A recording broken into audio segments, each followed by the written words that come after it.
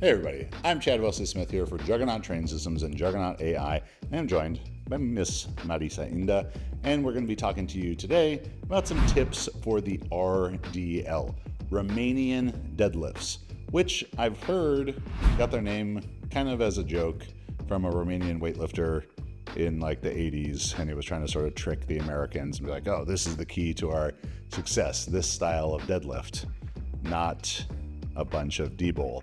But I digress. As all videos here on the Juggernaut Training Systems channel are, this is brought to you by the Juggernaut AI app. So if you want the smartest program for you, it's going to look at, sex, age, height, weight, strength, experience, weak points, all that stuff to make a totally customized program for you that keeps adapting to your feedback.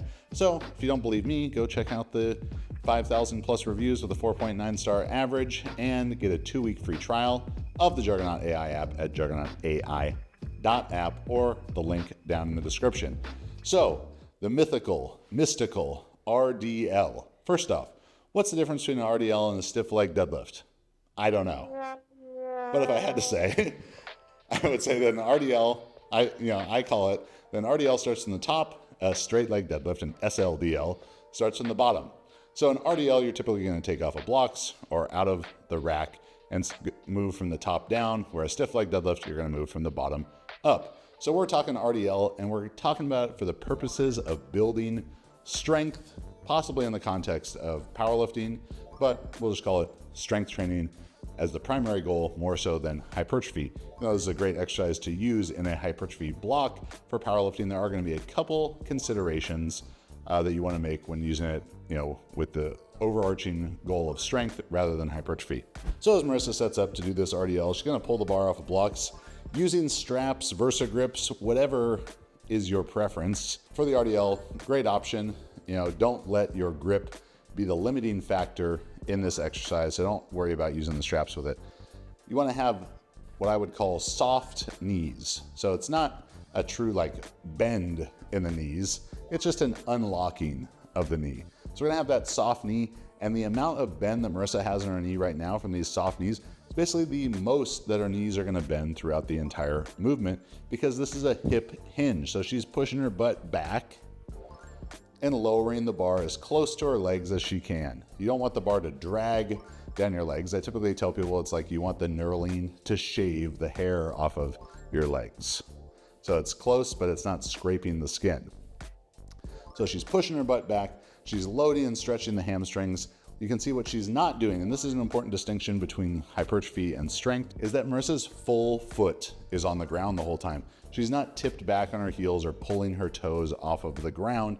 While that might give you a little bit more stretch in the hamstring and potentially, marginally better hypertrophic gains, it's also going to make you less stable and limit the amount of weight you can use. And if your goal is becoming as strong as you possibly can, you want to use as much weight as you possibly can. So we want to keep our full foot on the ground, big toe, little toe, heel, tripod foot, just like we do when we're squatting, just like we do when we're deadlifting. So that full foot contact is going to be really important. Now, your back position, can you get in too much extension when doing an RDL? What do you think? Yes. Yeah. So if you're really throwing your head way back and trying to get in tons and tons of extension, I would not suggest that for the RDL. You're going to feel your hamstrings and glutes work a lot more effectively with a more neutral back position.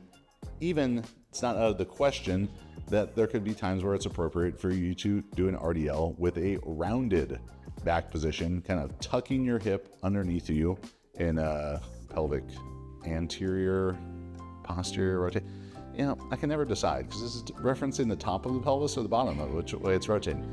But you know the way that I'm talking about. It's tucking underneath you, as the great Kay Bokenfuso, one of our favorite PTs out there in Australia, cue that she used with us is you try to pee in your own mouth. Is YouTube going to flag this video because of that? Hasn't yet. Yeah, okay, that's good. Yeah. So trying to do a RDL with that rounded position, this would be a choice in hypertrophy for powerlifting because it is going to limit how much weight you can use, especially early on to it. You don't want to be like, oh, I normally do my RDLs with a ton of extension. And now, even though I've never been in flexion intentionally for the last 10 years that I've been doing powerlifting, here's flexion. Let's load it the same way. No, you're going to have to start out light with it, but being able to control and be strong in that flexed position can be valuable. A flex back RDL and a Jefferson curl are going to kind of blur together. But it's like Marisa's setting her flex back position and then hinging at the hip.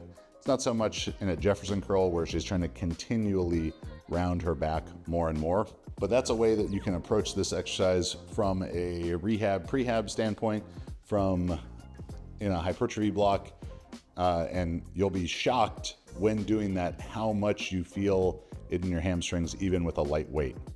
So as we're doing RDLs with the goal of building strength for powerlifting or strength training, we're going to keep our full foot on the ground. We're going to use straps or Versa grips because we don't want our grip to become the limiting factor.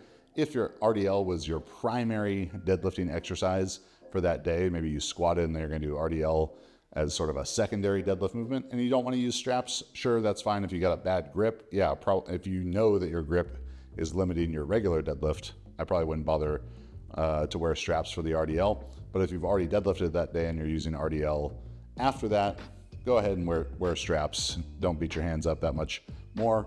Keeping our full foot on the ground, going from a slightly extended to neutral low back position typically, and then there are also times where it's going to be appropriate to have even a rounded back position so you can build strength and control in flexion. So you choose when your back goes into flexion. The lifts don't choose for you.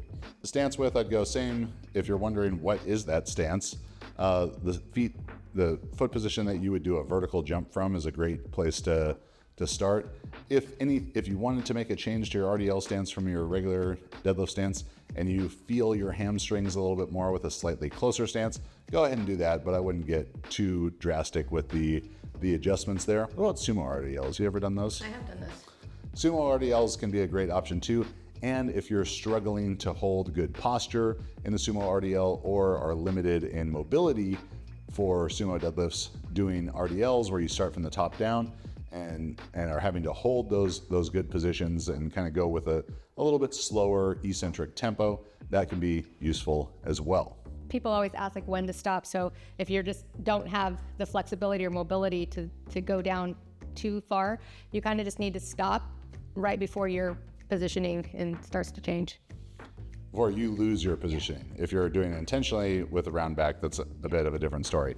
All right, so hopefully you learned a thing or two about the RDL here, including what's the difference between an RDL and an SLDL. No, just kidding. If you know the difference, go ahead and leave it down in the comments. Thanks for watching. Like the video, subscribe to the channel, and get a 2-week free trial of the Juggernaut AI app. The description down below. Thanks for watching.